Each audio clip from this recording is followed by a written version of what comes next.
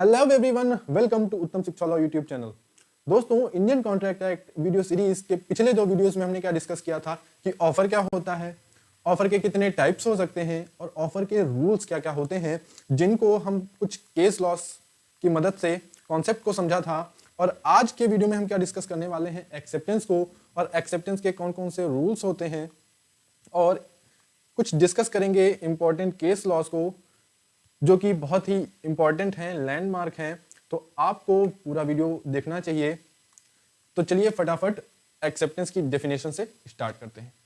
दोस्तों, जो एक्सेप्टेंस की डेफिनेशन है वो कहाँ पे दे रखी है, इंडियन कॉन्ट्रैक्ट एक्ट के सेक्शन 2 क्लॉज बी में दे रखी है। और एक्सेप्टेंस की जो डेफिनेशन है बहुत ही इजी टू अंडरस्टैंड है। मतलब एक्सेप्टेंस की डेफिनेशन क्या कहती है, when the person to whom offer is made signifies his assent the proposal is said to be accepted. मतलब जब कोई एक पर्सन किसी दूसरे पर्सन को कोई प्रपोजल या ऑफर देता है और दूसरा पर्सन जिसको ऑफर दिया गया है वो अपनी असेंट दे देता है, यस बोल देता है, मतलब एग्री हो जाता है, तो उसे हम क्या कहते हैं कि सामने वाले पर्सन ने उस ऑफर पे अपनी एक्सेप्टेंस दे दी है। इजी है। उसके बाद एग्जांपल से समझते हैं। जैसे मिस्टर ए ने बी को ऑफर दिया कि क्या तुम मेरी कार 30 लाख में खरीद सकते हो। बी ने कहा ओके, मैं तुम्हारी कार 30 लाख में खरीद लूंगा, और एग्री हो गया। एग्री होना मतलब अपनी असेंट दे दी कितने पे, 30 लाख में खरीदने के लिए वो रेडी है। तो अब हम क्या कहेंगे कि जो ए ने ऑफर दिया था बी ने उसे एक्सेप्ट कर लिया है, एक्सेप्टेंस अपनी दे दी है। तो हमें पता है कि ऑफरर कौन होता है, जो ऑफर देता है। तो यहाँ ऑफर किसने दिया है, ए ने, तो ए क्या होगा, ऑफरर, और बी क्या होगा, एक्सेप्टर या ऑफरी होगा। चलिए फटाफट रूल्स देख लेते हैं क्या क्या होते हैं। Acceptance must B absolute and unqualified. दोस्तों, अगर आपने पिछला वीडियो देखा होगा तो हमने क्या डिस्कस किया था, एक काउंटर ऑफर डिस्कस किया था जब हम टाइप्स ऑफ ऑफर पढ़ रहे थे। अगर वीडियो नहीं देखा है आपने तो डिस्क्रिप्शन बॉक्स में लिंक मिल जाएगा, आप वहां पे जाके देख सकते हैं। काउंटर ऑफर क्या होता है कि जब किसी पर्सन को, सपोज करिए ए ने बी को ऑफर दिया और बी ने अपनी एक्सेप्टेंस तो दी लेकिन वो कंडीशनल थी। मतलब ए ने कहा कि क्या तुम मेरी कार 30 लाख में खरीद सकते हो। किसको ऑफर दिया, बी को। बी ने कहा यस, लेकिन यस तो बोला उसने, लेकिन कहा मुझे 4 एक्स्ट्रा व्हील्स चाहिए, गाड़ी का कवर भी चाहिए, और मैं ये कार सिर्फ 25 लाख में खरीद सकता हूं। मतलब अब जो बी ने यस बोला था वो एक्सेप्टेंस नहीं है, ये कंडीशंस उसने लगा दी है, तो ये कंडीशनल एक्सेप्टेंस है। और जो कंडीशनल एक्सेप्टेंस होती है वो हम क्या बोलते हैं कि वो एब्सोल्यूट या अनक्वालिफाइड एक्सेप्टेंस है। तो उसे हम क्या ट्रीट करते हैं, as a counter offer treat करते हैं, वो एज अ एक्सेप्टेंस उसको ट्रीट नहीं किया जाता। तो जो एक्सेप्टेंस होनी चाहिए वो कैसी होनी चाहिए, एब्सोल्यूट होनी चाहिए, अनक्वालिफाइड होनी चाहिए, क्वालिफाइड या कंडीशनल एक्सेप्टेंस नहीं होनी चाहिए। राइट, ये एग्जाम्पल है, आप पढ़ सकते हैं। उसके बाद आता है acceptance must be to an offer. Simple सी बात है, जो एक्सेप्टेंस है वो किसी ना किसी ऑफर की होगी।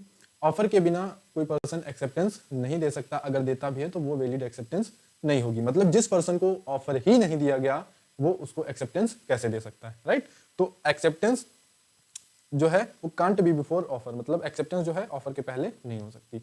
एक्सेप्टेंस के लिए जरूरी क्या है कि एक ऑफर आपके लिए होना चाहिए जिसको आपने एक्सेप्टेंस देनी है, तभी आपकी वो वैलिड एक्सेप्टेंस मानी जाएगी। जैसे लालमल शुक्ला वर्सेस गौरी दत्त का केस है, उसमें क्या हुआ था, जो गौरी दत्त है उसका लाल खो जाता है, मतलब नेफ्यू उसका खो जाता है। राइट, अब लालमल शुक्ला गौरी दत्त का सर्वेंट होता है, वो इसको बोलता है कि जाओ मेरे नेफ्यू को सर्च करके ले आओ। सुबह से रात हो जाती है, फिर रात से अगला दिन हो जाता है, मतलब 2-3 दिन निकल जाते हैं, लालमल शुक्ला उसको सर्च करके नहीं ला पाता है। तो इन कॉन्सिक्वेंस ये गौरी दत्त क्या करता है, कुछ प्राइज मनी अनाउंस कर देता है एज अ रिवॉर्ड, कि जो भी पर्सन इस नेफ्यू को मुझे ला कर देगा, वापस करेगा, उसे मैं कुछ prize money as a reward दूंगा। राइट, तो अब क्या होता है, ये बात लालमल शुक्ला को अभी तक नहीं पता थी, ना ही इस बात में कोई नॉलेज थी कि लालमल शुक्ला को इस बात की कोई नॉलेज नहीं थी कि प्राइज मनी गौरी दत्त ने अनाउंस करी है। राइट, फिर क्या होता है, लालमल शुक्ला को ही वो नेफ्यू मिल जाता है और वो नेफ्यू लाके गौरी दत्त को हैंड ओवर कर देता है और वहां से चला जाता है। कुछ टाइम के उसको पता चलता है लालमल शुक्ला को कि यार प्राइज मनी अनाउंस करी गई थी जो गौरी दत्त के नेफ्यू को वापस लाके देगा उसको। वो जाता है गौरी दत्त के पास और कहता है कि मुझे प्राइज मनी चाहिए जो आपने अनाउंस करी थी। गौरी दत्त कहता है भाई किस बात की प्राइज मनी। तो गौरी दत्त लालमल शुक्ला को प्राइज मनी देने से मना कर देता है। लालमल शुक्ला कहता है कैसे नहीं दोगे, और वो कहाँ चला जाता है, कोर्ट चला जाता है, और क्या बोलता है कि मुझे वो प्राइज मनी मिलनी चाहिए। अब कोर्ट क्या बोलती है कि भैया आप वहां प्रेजेंट नहीं थे, ना ही प्रेजेंट थे, और ना ही आपको नॉलेज थी, ठीक है, कि कोई प्राइज मनी अनाउंस करी गई थी, मतलब जब आपको नॉलेज नहीं है तो आपके लिए वो ऑफर नहीं था। अब जब ऑफर नहीं था तो आप एक्सेप्टेंस नहीं दे सकते, ठीक है। तो जब ऑफर ही नहीं है आपको पता तो आप एक्सेप्टेंस कैसे दे देंगे। तो कोर्ट ने क्या बोला, आप एंटाइटल नहीं है उस प्राइस मनी के। तो जो ऑफर होना, जो एक्सेप्टेंस होना चाहिए वो कैसी होनी चाहिए, किसी ना किसी ऑफर की ही होनी चाहिए, अगर ऑफर आपके लिए है तो, right. Acceptance must be in the prescribed mode.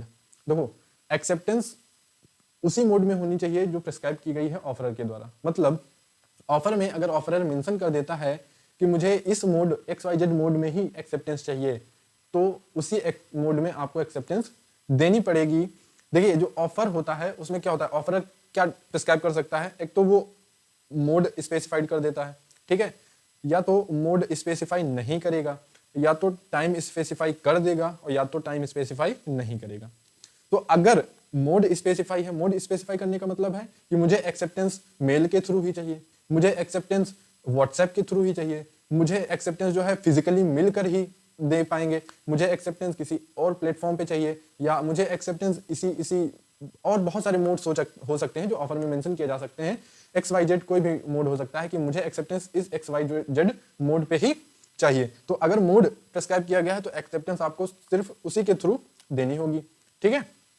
अगर स्पेसिफाई नहीं किया गया है तो यूजुअल मैनर में देनी पड़ेगी, ठीक है। अगर टाइम स्पेसिफाई किया गया है, time specify in the sense कि अगर ऑफर ने बोल दिया है कि मुझे एक्सेप्टेंस 10 फेब को 2 बजे से पहले चाहिए, या मुझे एक्सेप्टेंस कल, मतलब आने वाले कल टुमारो में 2 बजे से पहले चाहिए, ठीक है। तो टाइम स्पेसिफाई कर दिया। अगर उसके बाद आपने किया, जैसे बोल दिया कि 10 फेब को मुझे एक्सेप्टेंस 2 बजे से पहले चाहिए, 3 बजे अगर आपने किया तो आपकी वो एक्सेप्टेंस वैलिड नहीं होगी। क्यों नहीं वैलिड होगी? अगर ऑफर कह रहा है कि 2 बजे से पहले चाहिए, उसके बाद ऑफर रिवोक हो जाएगा या ऑफर वैलिड नहीं रह जाएगा, तो मतलब आप अब एंटाइटल नहीं है उस एक्सेप्टेंस को करने के लिए, राइट। तो अगर टाइम स्पेसिफाई है तो उसी टाइम पे होना चाहिए, और अगर टाइम स्पेसिफाई नहीं है तो रीजनेबल मैनर में होना चाहिए, रीजनेबल टाइम में होना चाहिए, राइट। तो अगर मोड स्पेसिफाई है तो उसी मोड के थ्रू, टाइम स्पेसिफाई है तो उसी टाइम के स्पेसिफाइड टाइम के थ्रू ही होना चाहिए। एग्जाम्पल है, आप पढ़ सकते हैं, राइट। उसके बाद आता है एक्सेप्टेंस मस्ट बी कम्युनिकेटेड। जो एक्सेप्टेंस है वो कम्युनिकेट होनी चाहिए किसको? जिसने भी ऑफर दिया है, ऑफरर को, राइट। तो सपोज करिए कि ए ने आपको अगर ऑफर दिया है कुछ, वही कार वाला एग्जांपल लेते हैं। ए ने क्या बोला कि क्या तुम मेरी कार 30 लाख में खरीद सकते हो। अब बी का इंटेंशन है, सिर्फ इंटेंशन है, वो कह रहा है, दिमाग में सोच रहा है हाँ मैं कार खरीद लूंगा, यस हाँ मैं कार खरीद लूंगा, 30 लाख तो बहुत कम होता है, हाँ खरीद लूंगा। अब उसने ऐसे अपना इंटेंशन है, अपने मन में ही बोल दिया है कि हाँ खरीद लूंगा, और वो कम्युनिकेट नहीं किया है मिस्टर ए को, जो ऑफरर है, एक्सेप्टेंस को कम्युनिकेट नहीं की गई है बी के द्वारा, तो हम क्या कहेंगे कि एक्सेप्टेंस जो है वैलिड नहीं है। मेयर इंटेंशन और mental determination to accept the offer does not amount to acceptance, ठीक है। तो आई होप आपको ये समझ में आया होगा। एग्जांपल आप पढ़ सकते हैं। उसके बाद आता है acceptance must be communicated by the person who has the authority to communicate. इसको बहुत ही इजी तरीके से एक केस लॉ के थ्रू समझते हैं। पावल वर्सेस ली का ये केस है। उसमें क्या कहता है कि सपोज पावल ए है और ली क्या है, बी है। जो बी का एक स्कूल होता है, कॉलेज होता है, वटेवर, तो वहां पे क्या किया कि हेड मास्टर की पोस्ट एक खाली थी। उसने कहा कि कोई भी अप्लाई कर सकता है, उसको हम अपॉइंट करेंगे, कंडीशंस उसने बता रखी, ठीक। अब इस हेड मास्टर की पोस्ट के लिए किसने अप्लाई किया? ए भाई साहब, पावल ने अप्लाई करा, मीटिंग हुई, बी ने मीटिंग ली अपने स्टाफ की, और इन्हें सेलेक्ट किया गया कि हाँ पावल को, ए को अपॉइंट कर लेंगे। लेकिन उन्हें इस मीटिंग में तो सेलेक्ट कर लिया गया, लेकिन जो अपॉइंटमेंट लेटर था वो अभी, जिसको जो अपॉइंटिंग अथॉरिटी थी, उन्होंने ए को अभी कम्युनिकेट नहीं किया था और उसको एक ड्रॉर में रख लिया। अब ये जो अपॉइंटिंग लेटर था, ये क्या हुआ, ड्रॉर में रखा था। अब एक इसी मीटिंग का कोई पर्सन था जिसको कम्युनिकेट करने की कोई अथॉरिटी नहीं थी, लीगल अथॉरिटी नहीं थी कि ए को वो इस एक्सेप्टेंस के बारे में बता दे कि आपका सिलेक्शन हो गया है, लेकिन उसने बता दी, और इसको अथॉरिटी नहीं थी, राइट। अब क्या हुआ, ये जो मीटिंग थे, जो ली भाई साहब थे, इन्होंने क्या किया, इनका जो अपॉइंटमेंट कैंसिल करके किसी XYZ दूसरे पर्सन को अपॉइंट कर लिया। अब जब ये बात इसको पता चली कि अरे मेरा सिलेक्शन हो गया था, किसी दूसरे कैसे अपॉइंटमेंट कर लिया, ये भाई साहब कोर्ट चले गए, और कोर्ट में क्या बोला कि मेरा अपॉइंटमेंट हो गया था, मुझे तो हेडमास्टर की पोस्ट अब चाहिए वो तो ब्रीच ऑफ कॉन्ट्रैक्ट है। तो देखो कोर्ट ने क्या बोला कि जो आपको एक्सेप्टेंस दी गई थी वो वैलिड नहीं थी। एक्सेप्टेंस किसके थ्रू होनी चाहिए? जो पर्सन है उसकी अथॉरिटी है एक्सेप्टेंस को कम्युनिकेट करने की, उसी के द्वारा होनी चाहिए। अगर अनऑथराइज्ड पर्सन एक्सेप्टेंस करता है तो वो वैलिड नहीं होगी, राइट? तो क्या कहता है कि acceptance must be communicated by the person who has the authority to communicate. मतलब अगर कोई पर्सन है जिसके पास कम्युनिकेट करने की अथॉरिटी नहीं है, वो अगर कम्युनिकेट करेगा तो ऑफर की एक्सेप्टेंस वैलिड नहीं होगी, राइट? उसके बाद आता है एक्सेप्टेंस बाय कंडक्ट। ये केस बहुत अच्छा है, आपको इसके फैक्ट्स बहुत जगह पे गलत भी मिलेंगे। देखते हैं इसका जो फैक्ट्स हैं वो क्या है। सपोज करिए ये कौन है? ब्रॉकडेन है, और ये क्या है? मेट्रोपॉलिटन रेलवे कंपनी है, राइट? इसको एम से डिनोट करते हैं। जो ये था मिस्टर बी, ये क्या करते थे? कोल सप्लाई करते थे इस कंपनी को, राइट? अब जब कोल सप्लाई करते थे तो कुछ टाइम के बाद जो ब्रॉकडेन है वो कंपनी को कहता है कि यार एक फॉर्मल कॉन्ट्रैक्ट बना लेते हैं जिसकी वजह से फ्यूचर में हमारे बीच में कोई डिसएग्रीमेंट्स ना हो। तो मेट्रोपॉलिटन रेल कंपनी ने कहा कि हाँ बात तो सही है, तो हम एक कॉन्ट्रैक्ट बना लेते हैं। तो इन कॉन्सिक्वेंस एम ने क्या किया? एक ड्राफ्ट एग्रीमेंट तैयार किया और उसको बी के पास भेज दिया। बी के पास जब भेजा तो उसने क्या किया? उस एग्रीमेंट को अप्रूव्ड किया, अप्रूव्ड लिख दिया, राइट? अप्रूव्ड कर दिया, लेकिन उसमें कुछ एडिटिंग करी और उसमें एक आर्बिट्रेटर भी जोड़ दिया, आर्बिट्रेटर भी ऐड किया। आर्बिट्रेटर मतलब अगर कोई इन दोनों के बीच में कुछ इश्यूज होते हैं तो वो आर्बिट्रेटर क्या करेगा? हेल्प करेगा उन इश्यूज को सॉल्व करने के लिए, ठीक है? अब जैसे ही कुछ उसमें एडिटिंग की, मतलब अब ये एक्सेप्टेंस तो रहने की, मतलब ये कंडीशनल एक्सेप्टेंस हो गई, और कंडीशनल एक्सेप्टेंस क्या हो जाता है? काउंटर ऑफर हो जाता है। मतलब अब बी ने क्या किया? काउंटर ऑफर बना दिया और उसे कहाँ पे भेज दिया? एम के पास भेज दिया। एम का जो एजेंट था या मैनेजर था इस कंपनी का, उसने क्या किया? उसने भी अप्रूव किया और उसको संभाल के एकदम अच्छे से ड्रॉर में रख दिया। अब जब ड्रॉर में उस फाइल को रख दिया, उस ड्राफ्ट एग्रीमेंट को, और अब जो इनके बीच में जो ये कोल सप्लाई के जो एग्रीमेंट्स थे या फिर जो भी सप्लाई हो रही थी कोल की, वो सब इसी एग्रीमेंट के बिहाफ पे हो रही थी। मतलब जो जो इसमें टर्म्स एंड कंडीशन मेंशन थी उसी के अकॉर्डिंग ये दोनों अब काम कर रहे थे, उसी के अकॉर्डिंग ये ट्रेड हो रही थी, राइट? अब उसके बाद कुछ इनके बीच में आगे चल के डिसएग्रीमेंट्स हो जाते हैं, कुछ इश्यूज हो जाते हैं, जिसकी वजह से क्या होता है? बी ब्रॉकडेन क्या होता है? कोर्ट चला जाता है, और वो कोर्ट में क्या बोलता है कि हमारे बीच में तो एक वैलिड कॉन्ट्रैक्ट था, और कोर्ट क्या बोलता है कि हाँ यहाँ पे एक वैलिड कॉन्ट्रैक्ट था, जो कंपनी है उसने कंडक्ट के थ्रू अपनी एक्सेप्टेंस दी है। ये जो बी ने काउंटर ऑफर दिया था उसकी एक्सेप्टेंस किसने दी है? एम ने। जब वो अकॉर्डिंग इस एग्रीमेंट के अकॉर्डिंग ट्रेड करने लगे तो उसका मतलब ही है कि आपको यहाँ पे जो टर्म्स एंड कंडीशंस हैं वो एक्सेप्टेड है, राइट? तो कोर्ट ने क्या बोला? The House of Lords has that there was a valid contract between the suppliers A and B, the draft of contract was amended constituted a counter offer which was accepted by the conduct। मतलब जो ये agreement था उसके according trade करना, उसके according coal supply करना क्या था? वो एक जो एक्सेप्टेंस थी वो बाई कंडक्ट थी। तो जो एक्सेप्टेंस है वो बाई कंडक्ट भी हो सकती है। उसके बाद आता है mere silence is no acceptance. हमने क्या पढ़ा था कि जो ऑफर के रूल्स जब हम लोग पढ़ रहे थे तो उसमें क्या हमने डिस्कस किया था? अगर किसी ऑफर में नॉन कॉम्प्लायंस जैसी टर्म्स आती हैं, अगर ऑफरर मेंशन कर दे रहा है कि अगर आपका एक्सेप्टेंस के बारे में हमने कुछ भी नहीं सुना, आपकी नॉन कंप्लायंस रही, आपका कोई रिप्लाई नहीं आया, तो हम उसको एज अ एक्सेप्टेंस ट्रीट करेंगे, तो वो ऑफर वैलिड ऑफर नहीं होता है। ये हम पिछले वीडियो में डिस्कस कर चुके हैं। लेकिन यहाँ पे हम क्या डिस्कस कर रहे हैं? Mere silence is no acceptance. Same बात है लगभग, और इसको हम कैसे समझेंगे? फेल्ट हाउस वर्सेस बिंडले के हाउस में।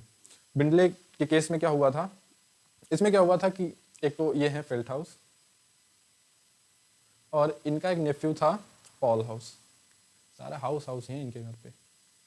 पॉल हाउस, इनके पास क्या था? एक हॉर्स था। किसके पास? नेफ्यू के पास। ये लेटर लिखते हैं पॉल हाउस को कि बेटा मैं आपका हॉर्स खरीदना चाहता हूँ इतने XYZ प्राइस पॉइंट पे, ठीक है, और क्या तुम मुझे बेचोगे? और अगर आपकी साइलेंस रही इस ऑफर पे, उसने लिख दिया, उस ऑफर में मेंशन कर दिया कि अगर आप कुछ रिप्लाई नहीं करेंगे, आपने कुछ नहीं सुना, तो मैं इस हॉर्स को अपना कंसीडर करूँगा। अब क्या हुआ? इस पॉल हाउस का एक ऑक्शनर था। कौन था? बिंडले।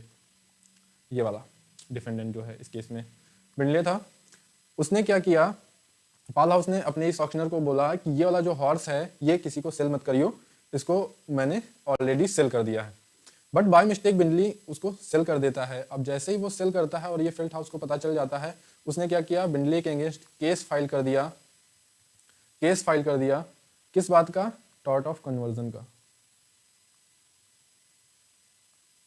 टॉर्ट ऑफ कन्वर्जन का। अब टॉर्ट ऑफ कन्वर्जन क्या होता है कि अगर कोई पर्सन जिसके पास अथॉरिटी नहीं है उस थिंग के बारे में, जैसे यहाँ पे क्या था कि ये जो बिंडले था इसके पास उस हॉर्स को सेल करने की अथॉरिटी नहीं थी, वह इसका रियल ऑनर नहीं था, लेकिन वह रिएक्ट करता है कि जैसे कि वो उसका रियल ऑनर हो, तो वहाँ पे क्या होता है, एज हम बोलेंगे कि यहाँ पे टॉर्ट ऑफ कन्वर्जन हुआ है।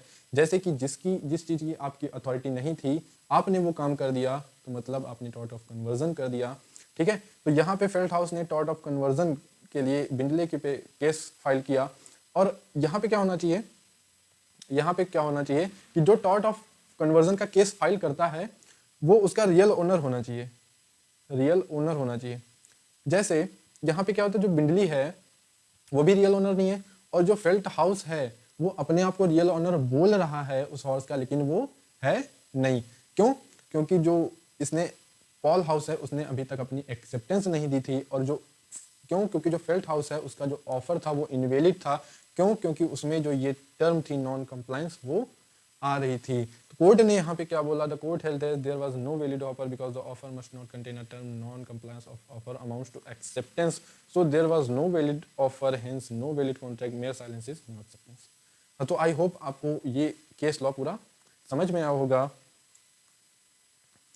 तो दोस्तों थैंक यू वीडियो को पूरा देखने के लिए। ये मेरा यूट्यूब चैनल है, ये सोशल मीडिया अकाउंट्स हैं, यहाँ पे आप फॉलो कर सकते हैं हमें। अगर कोई क्वेरी है आपकी, कोई क्वेश्चन है, तो आप सोशल मीडिया इन के थ्रू आप पूछ सकते हैं, या फिर नीचे कमेंट भी कर सकते हैं। अगर सॉल्व करने लायक होगी तो ज़रूर सॉल्व की जाएगी।